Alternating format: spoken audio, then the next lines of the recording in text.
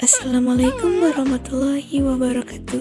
Halo, perkenalkan, nama saya Elsie Adil Melia dari kelas 11 MIPA 4. Di sini saya akan mempresentasikan tugas bahasa Indonesia tentang teks eksplanasi. Sebelumnya saya akan menjelaskan apa itu teks eksplanasi. Teks eksplanasi adalah teks yang berisi tentang proses menampak dan bagaimana kejadian-kejadian alam, sosial, ilmu pengetahuan, budaya, dan lainnya dapat terjadi. Suatu kejadian, baik itu kejadian alam maupun kejadian sosial yang terjadi di sekitar kita, lalu memiliki hubungan sebab akibat dan proses. Struktur teks eksplanasi dibagi menjadi 3 bagian, yaitu pernyataan umum, rangkaian kejadian, dan interpretasi. Pernyataan umum di bagian ini, sebuah teks eksplanasi menjelaskan tentang gambaran umum fenomena atau peristiwa alam yang akan dibahas. Rangkaian kejadian, setelah mengetahui secara umum fenomena yang akan dibahas, pada bagian ini akan dijelaskan tentang penyebab dan akibat yang ditimbulkan dari fenomena tersebut. Kamu bisa melakukan deskripsi dalam beberapa paragraf terkait sebab dan akibatnya. Bagian ini disebut juga dengan deretan penjelas. Interpretasi dalam teks eksplanasi dapat dikatakan sebagai ulasan atau penarikan kesimpulan.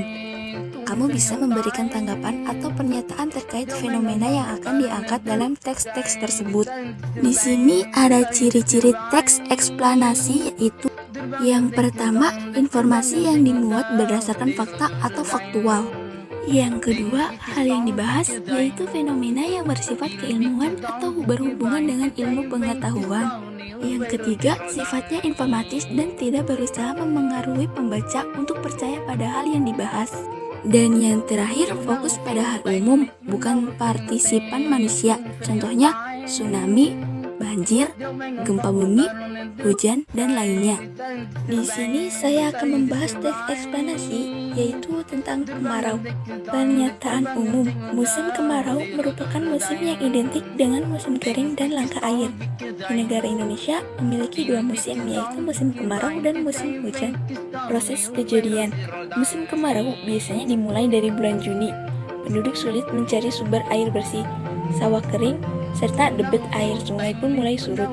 Wilayah yang telah mengalami kekeringan, yaitu wilayah Jawa. Cuaca yang panas dapat menyebabkan terjadinya musim kemarau.